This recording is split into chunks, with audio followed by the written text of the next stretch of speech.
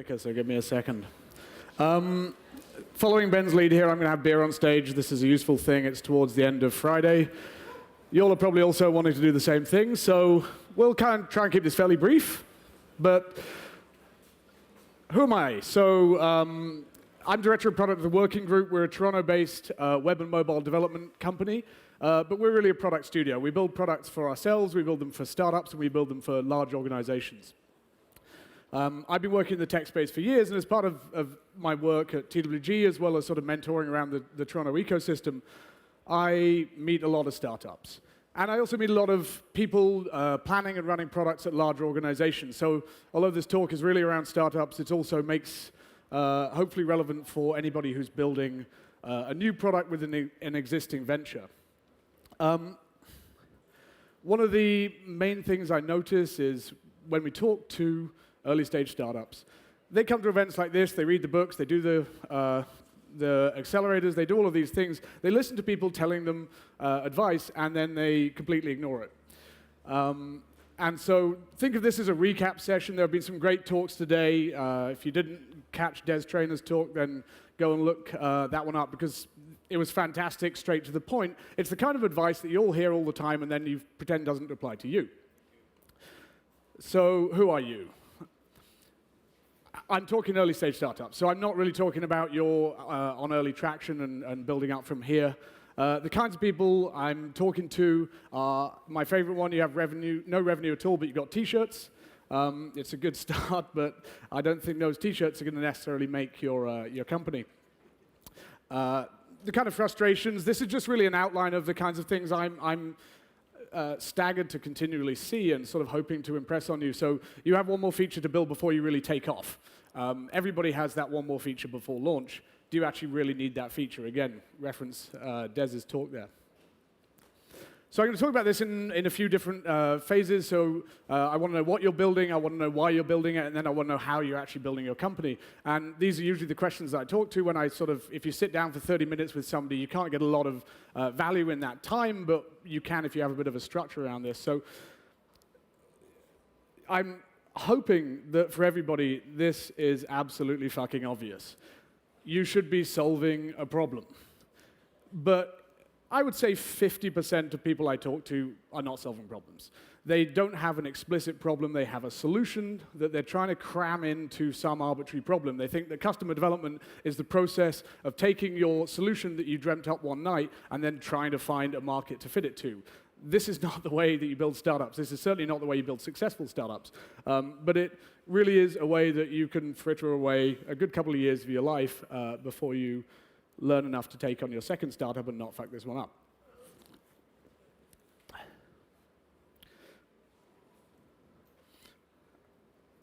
Back button. OK. Peter Thiel. Peter Thiel is one of the PayPal mafia. He's also a massive investor in a whole number of things. This is his slightly awkward, out-of-context way of saying the same thing. All happy companies are different. Each one earns a monopoly by solving a unique problem. I like this phrasing because if you can't project yourself into that template, then you've got to really question whether or not you're doing the right thing. If your consumer startup sounds cool but has no necessary use case, and when you talk to people, you find yourself explaining why they really should use it, as opposed to them going, wow, you just really hit the nail on the head there. If you find yourself doing that, you're probably heading in the wrong direction. The same sort of notion here. So falling in love with your idea. I've been talking to a whole bunch of you guys this last few days, and early pitches, what's your elevator pitch? The people that come out with the elevator pitch, which starts with this solution, they start with describing the genius of the product that they're building and what they're really doing. This is really a proxy for describing their own genius. They fall in love with an idea. They fall in love with a solution, and they don't fall in love with the notion of solving problems for real people. It's really common with these ones to then also have no business model attached to that. It's the standard, we'll figure a business model out when we've got 1 million users. But just, if I have to say, this is a rephrasing of what everybody else is saying, but hopefully give you some aide-memoirs to revisit when you're talking to people. Listen to yourself talk. how do you describe what you're doing? Do you start with your solution? Do you start with, there's this customer segment, and 70% of the customer segment have this real problem with the existing solutions in the market. They're cobbling together things through X, Y, and Z, and our product solves this through, I don't know, Slack integration or whatever the hell the next new wave is going to be? Or do you start with, our product is the next big thing in messaging because we do emojis straight from the keyboard? And believe me, I've talked to 2 emoji keyboard people this weekend. Not that there's not necessarily some value in that, but I don't think it's solving a screaming problem in the market. To a similar note, what's worse than falling in love with your own idea is falling in love with somebody else's idea. This one goes through waves. It goes through cycles. Anybody who's been working in this industry for 10, 15, 20 years has watched a huge number of these. I've got 2 examples up here on stage. We've obviously got Groupon. Groupon was the next big thing. It was an absolute stroke of genius. It was amazing. They're going to make billions. Well, they kind of did make billions, but the rest of these guys around here, I'm afraid, didn't. And I don't necessarily like putting people's failures up on the board, but Team Buy, for example, they raised a lot of capital. They burned through a lot of capital. It wasn't fundamentally their idea. It was an adaptation of the Groupon model with that little twist. And your little twist to somebody else's idea is not enough for you to have the passion and for you to really understand the purpose of what you're doing. Secret is my favorite recent example of this. So, anonymous social networking. It sounds like a genius idea, or at least it sounds like a fun thing to describe, and if you work for a tech publication, it'll be great because you can write articles about all these new trends, and you guys can sit there and you can read articles about new trends and go, anonymous social networking, that's the next thing. Fantastic, I should do that, because my anonymous social networking app is going to have emojis built into the keyboard. It's a twist on somebody else's idea, and a whole bunch of things have sprung up, and although Yik Yak potentially is looking more on the successful line, when Secret collapsed horribly this year, you can bet your bottom dollar that everybody else on this list turned around and went, what? They'd validated they used somebody else's validation in proxy of doing their own validation in a market. And validation is absolutely critical. There's no point in proceeding if you cannot validate that 1 year, 2 years down the line, you're still going to be around.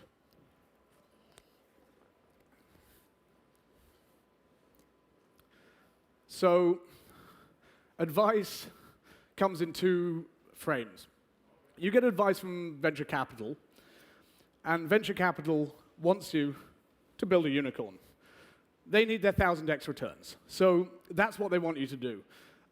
When you listen to the advice that comes out of venture capital, and in fact a lot of it percolates into conventional wisdom in the startup ecosystem, all of these notions are really pushing you towards trying to do this unicorn. But how many unicorns are there out there? I think there was a statistic yesterday that there were 13 unicorns in some arbitrary country. Well, that's all very well, but there's probably 100,000 people who have failed horribly trying to do their unicorn in the process.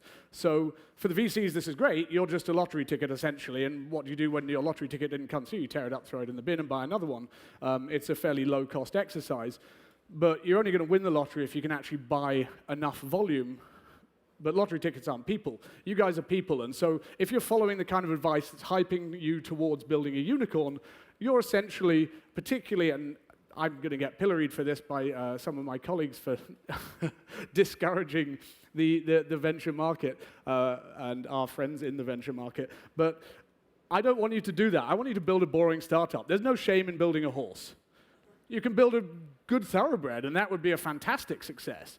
Or you can build a pony that kids can ride on and enjoy. You can build one of those little tiny horses that are really cool and get you lots of likes on Instagram if you post pictures of them. There's nothing wrong with building a horse. Horses, the Canadian ecosystem in particular, is brilliant at building horses. We build boring startups. They're boring because they have revenue, and they're boring because they're solving problems.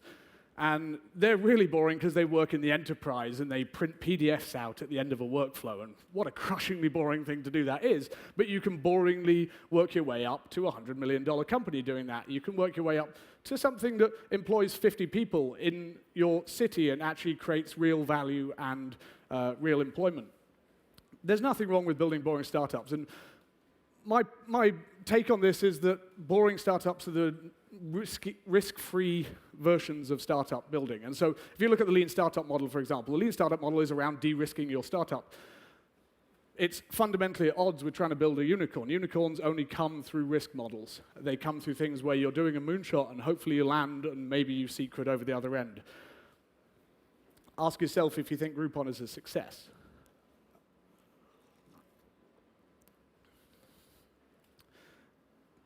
A related note, venture capital, funding, all of these processes require you to do a pitch.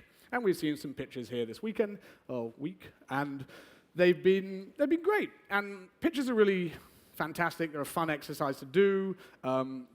The RICs like you to do in the Canadian ecosystem, they love to tell you how to build decks because it's a good sort of process that you can do to describe what you're working on. But they're full of fictions. They're full of things that sit in the template that you need to say. We've got this Steve Blank quote at the top here, business plans are documents investors make you write that they don't read. Pitches are full of things like, let's say I'm pitching my robot that drives around the floor and feeds my dog periodically. If that was in a pitch deck, the pitch would say, we're in the $20 billion pets industry. In reality, you're in the $0 billion robots feeding dogs industry. This is the kind of bullshit that goes into pitches, but it takes a long time to come up with this bullshit. You've got to go and do market research, which is also another kind of bullshit. You've got to go and read the Forrester reports on what the next big thing is going to be. Des was also picking up on that one. These things are incredibly frustrating because they're not actually to do with your product. They're not actually to do with solving those problems again. And when people are seeking funding rounds, and this is one of the most common ones I see from early stage startups who've got a little bit of traction, is they take their eye off the ball. Pitches are weird. That is not a normal human form there. You take your eye off the ball because you're so distracted with trying to raise capital that you forget about your product. And I've seen people tank, like take a genuine downswing in all of their key metrics that matter for their projects because they were too busy going and trying to raise the funding to build that unicorn. I really wish I didn't have to put this one on here, but you would be amazed if you go and do mentoring, and you go around and you sit and you talk to startups, and you sit in a room and somebody comes in and they say, hi, I'm not sure which one of my startups I want to talk to you about today. And you go, what? Yeah, I'm doing 2. Why the fuck are you doing 2 startups? 1 startup is hard enough. 1 startup is going to eat your life. 2 startups is not doubling your chances of success. It's halving your chances of success, or probably even worse than that. It takes away from your focus. You never know what you're going to do. It's unbelievable, but I bet in this room there's people who are working on their startup, but they're also working on their side thing because the anonymous social networking came out, and that sounds pretty cool, so maybe I'll work on that one in case this one doesn't work. Fuck that. Do one thing. Do one thing really, really well, if you can. And even if you do one thing really, really well, you'll probably still fail. We all know the numbers. So you've got your idea. Hopefully your idea is actually a problem with a solution that you're going to hopefully discover. How do you go about discovering these things? Validation, customer development, these sort of ideas have been floating around for a long time. If you had to sum them up in one thing, it's this. Talk to humans. Not talk to people. People is a generic. People implies I'm talking to people right now. I'm not learning anything about any of you. Talking to humans is sit down, make one-to-one connections with individuals, look them in the eye, and really understand what their problems are. Through conversation, not through focus groups, you really learn the nuances of the domain in which you're working. So talking to humans is a fundamental part of all solutioning. Tony Hsieh loves to talk to his customers. He loves his employees to talk to his customers. If you work at Zappos, you go through the customer floor exercise, where you go and you do customer support for a while to really understand what people are feeling and how they feel about the product and what they're actually seeking in the product. Only through really understanding this, through talking to people one-to-one, do you really understand this thing. Shopify, I know, also does a similar sort of thing.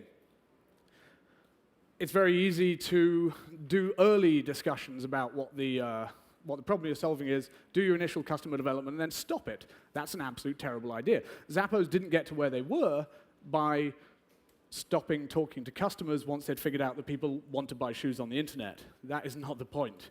You keep talking to individuals until you stop learning about the problem space, and if you stop learning about the problem space, question that assumption because you're probably just framing it wrong.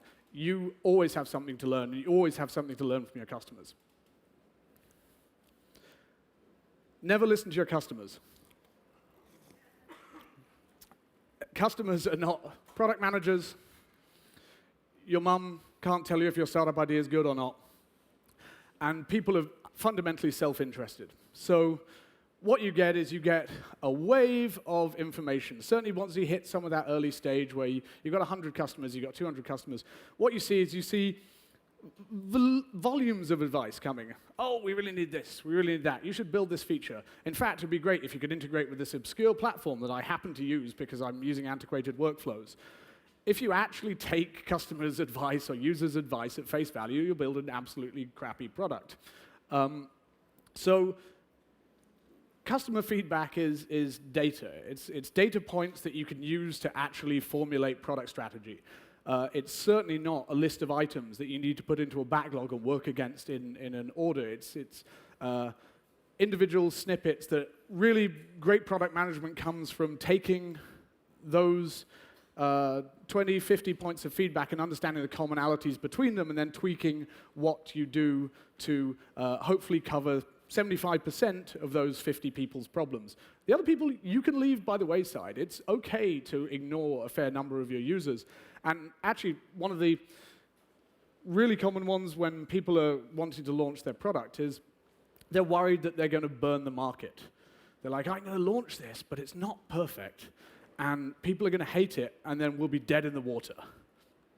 If you're lucky, 500 people might see this over the first month of your product living.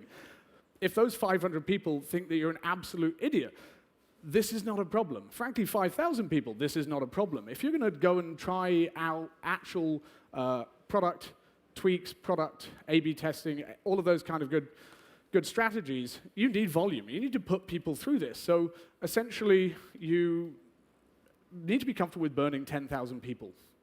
Yeah, first 10,000 customers hated it, but I learned a huge amount about what I was supposed to be doing, and I ended up building something more successful.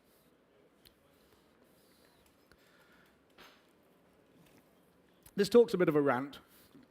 I probably sort of framed that, but is it really that hard to understand the competitive landscape you're working within? It doesn't strike me that it's a particularly tricky exercise to go and look at who your competitors are, but you'll get people come and they'll come to talk to you and you'll say, okay, this is great, this looks like an interesting idea, it looks like you're actually solving a problem. How many other people are solving this problem? And they go, yeah, we have 2 competitors. And you go, 2 competitors, really? And then you open Google and you search for, I don't know, robots feeding dogs, and there's 15 things there. And you go, oh, you've got 15 competitors that I can find within a 30-second search. So you really haven't done your research. And competitors also don't mean people who are directly competing with your customers and care about your customer base. So if you're building a SaaS product, for example, absolute guarantee, cast iron certainty, Excel is your competitor. Somebody somewhere is using Excel to do the exact same thing that you're doing. They've built some horrible, crazy, scripted way of doing it, sure, but getting them off Excel means you really need to show your value outside of Excel. So competitors are useful from understanding where you sit in the market. Obviously, your positioning strategy should be coming from a really great understanding of your competitors. We have a product that we run at TWG called Postage App. It's a transactional email client. Transactional email platform, sorry. We have competitors in Mandrill, we have competitors in Mailgun, we have competitors in Postmark. I can roll off another 15 of these because I've done my research. Where's your positioning within that? So one of our positionings is we're more developer friendly, that's the theory, and so it gives you a target that you can focus on so you can actually name the problems that you're solving and actually work to solve those. How do you solve problems? Comparables. This framework is an incredibly useful way to understand what your product looks like. Competitors first, comparables second. Comparables are people that do very similar things to you, but aren't actually competing within your market. And you can leverage those kinds of products for your actual product thinking. Your designers can use these to come up with better UX experiences. So if you're going to be doing something around booking for hair salons, and I'll come back to those in a second. But if you're going to do booking for hair salons, you might want to go and look at Hipmunk, and you might want to go and look at Kayak, and say, this is a booking engine that people are using that simplified the workflow to go and book things within the travel sector. This is a fantastic comparable that I could leverage to improve the UX on my hair salon booking product. Corpses. Crystal referenced zombies. I have a slightly unhealthy obsession with these, but the corpses are the people who have tried and failed to do what you're doing yourself. And almost nobody knows who the corpses are in their industry. And the corpses might be strewn back for decades, in fact. There's corpses from the dot-com boom. If you're building a grocery delivery service, you can go back and look at Webvan. You can go back and look at a bunch of people on the way. You can look at Grocery Gateway and try and figure out if that's actually a viable business. We're still not quite sure. Corpses are the single most valuable piece of insight you can get because your competitors aren't going to tell you anything. The corpses, this metaphor I love, World War Z, you're trying to get over the massive wall to go and eat the lovely juicy humans inside, right? And as you're doing it, you're clambering over the corpses of everybody that's tried to do the same thing. And the zombie that's going to succeed at the top there is going to cascade over the top into that well of rich human flesh because it understood what this zombie over here did wrong.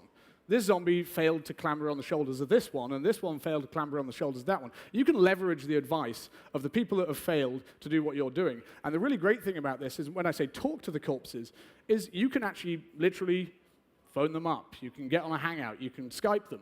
If you go and do your research, and even things like the webarchive.org is a fantastic way to go and find out about your corpses, find those founders. Send them an email. Say, hey, I'm also trying to build something in the robot dog feeding space, and you failed at this. Would you mind talking to me for 20 minutes about why you failed? And you will find almost unequivocally you'll get an answer yes.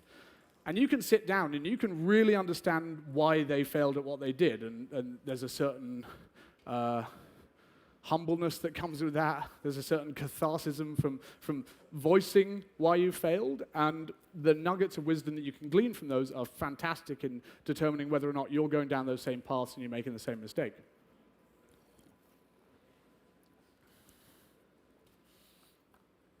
At the same time, you don't want to do cargo cult product management. So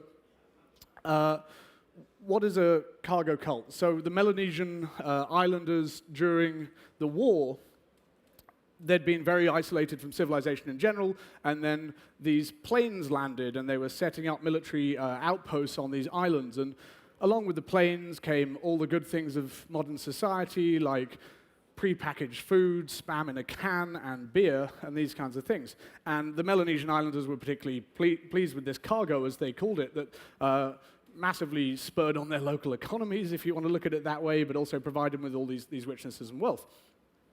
And then, sadly for them, the war finished, and the airmen all left. And with them, all the cargo went as well.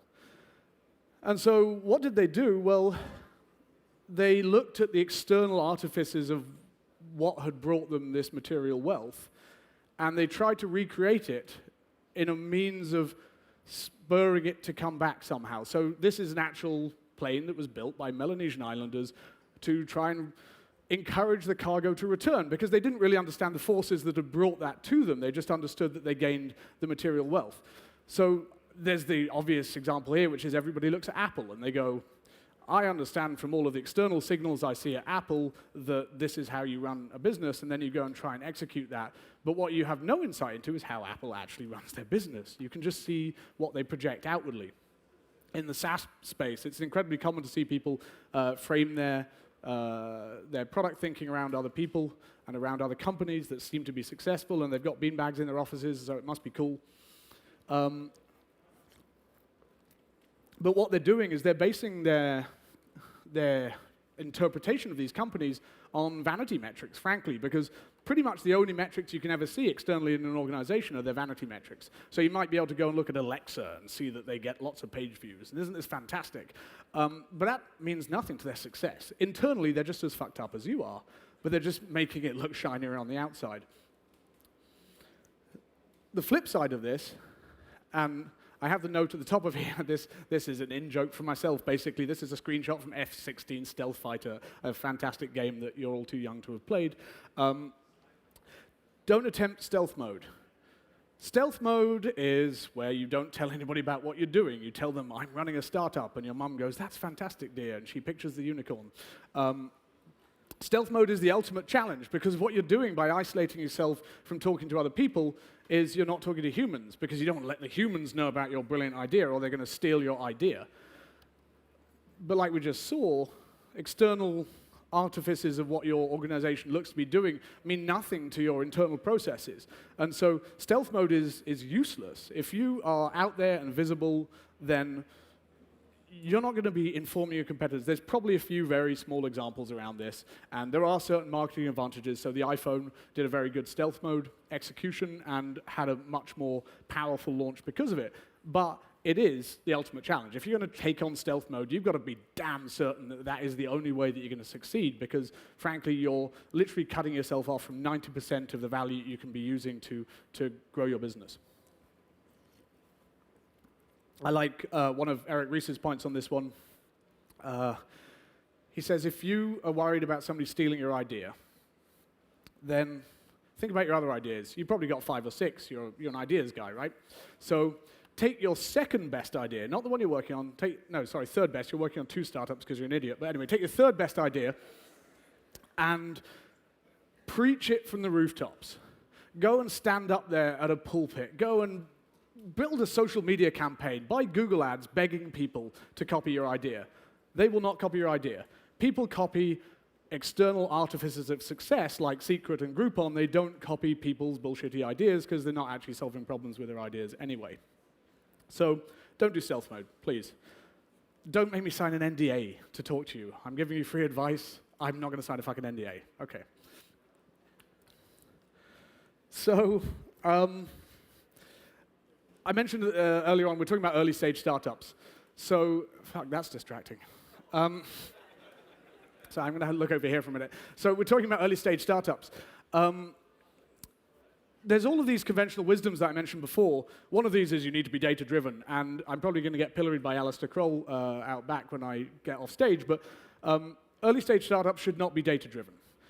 Data is incredibly useful, but at an early stage, you don't have enough data to actually be a data-driven company. You can't do A/B testing with 100 hits a day. It's not going to be a meaningful test, and you're going to spend all of your time worrying about tweaking your data-driven ideas, taking 2 weeks to wait for results. Data-driven is completely useless in an early stage startup.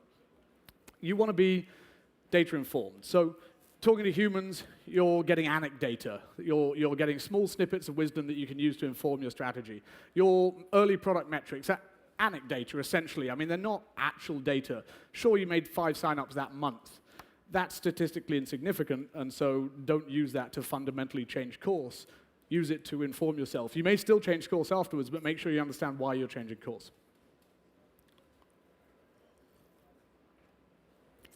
So you've got your problem, and you've theorized a solution to it, and you've validated that by talking to humans. Fantastic. How do you build this? So this is probably the area where the people that have studied startups and have done a lot of these kinds of conferences and have talked to a lot of people, they still fall down on these ones. They may be running some excellent processes to get to the point that they're trying to now do their startup, but they'll still be screwing up a whole bunch of things after that point. This is the biggest one in this. Process is not a dirty word. The working group, we're a development agency. We've been building software for 13 years, and during that 13 years, we've created processes. And we've created processes around the first 6 months of a startup's life. And we've created processes around engineering. And we've created processes around doing design work. We've done that partly so we can describe what we do, but primary reason is we're incredibly efficient. We are faster than your development team. I will guarantee you that. We build software faster than you do because we have a process and we've really learnt it, we've understood it. So we run an accelerator at TWG. Everybody here's got an accelerator. You've got an accelerator. You've got an accelerator. There's accelerators all over this festival. But so our accelerator, what we do with our startups is we usually build their MVP for them and with them if they've got technical co-founders. And then we incubate them within the office with us. And they're there for 9 months a year. During that time, the biggest thing that I'm doing with them is usually instilling process. I'm not trying to be their product manager. I'm not trying to fundamentally guide their strategy. That's got to come from them. But I am trying to instill process in them. Because real success comes from really understanding how you operate and being able to operate efficiently and quickly. And so when you do actually come up with a well-validated solution to a problem, you can be first to market to it because your engineering and design process is as efficient as a laundromat, according to this slide. How do you come up with a process? Well, you can do what we did, which is spend 13 years trying to iterate on the process. That's not a great idea. What you really should do is you should read books. Books are excellent. They're these paper things for the young ones in the audience, and they're pages and stuff. It's really cool. When you read books, you glean wisdom from books, if you pick the right ones. And there's lots of shit books on startups, but these are some good books on startups. There's been slides in other people's decks with also good books. You should have read every one of these if you haven't read them. It's well worth doing. You're going to glean insight about how you should craft your processes and how you should study. But what you're not going to do is you're not going to actually get a process that fits to your organization. Every organization is different. Every startup is different. Every problem is different, unless you're doing anonymous social networking. These books don't understand who you are. So what you're doing is you're getting a toolkit. You're getting a whole bunch of things that you can use to craft a process that is appropriate to your particular need for velocity, your particular need for engineering, your particular need for design, problem solving, etc. So read books, don't actually do what they say. Do what you think you should do after using that data to inform what you're going to do. So I don't know what slide this is. It's like slide 26 or something. I managed to get this far without using a Silicon Valley reference, which I was quite pleased with. The first pass on this deck, every single slide was a Silicon Valley reference, because you should watch that show. That show is unbelievably spot on about how fucked up startups are. But I thought Big Head is a fantastic way to illustrate this one. Bad hires are incredibly bad. When you've got 2 people in your startup, if one of those 2 people is an idiot, you're doomed.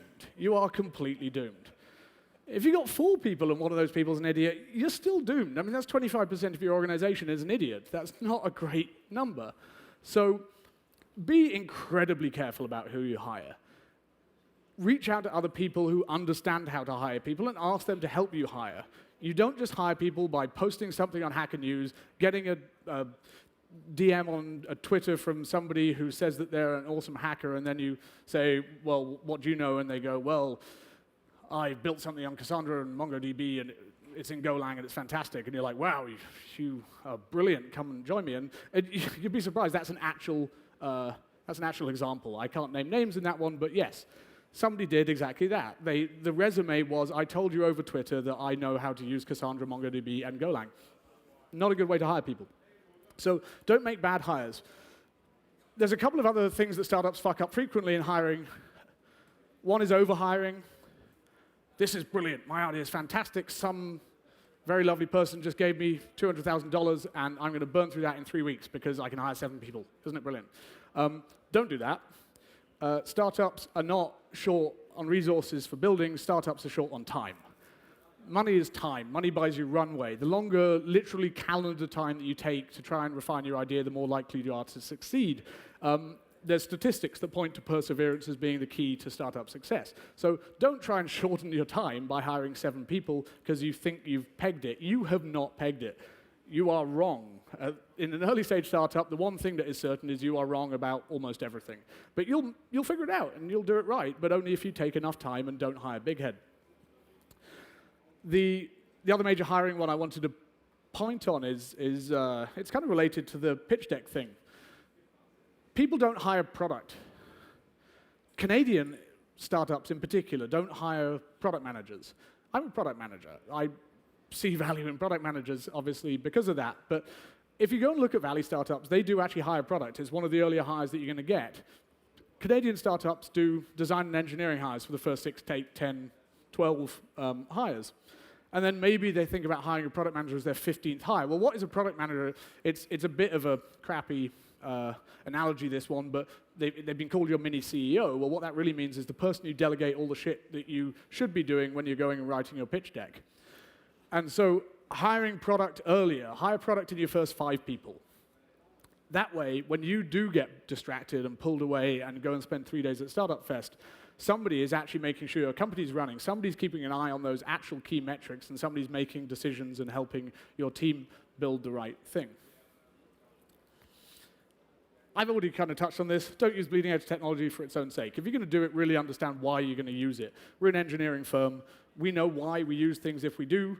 But on the whole, frankly, you can get away with Postgres and Ruby for the first 3 years of your company unless you have a very specific big data problem.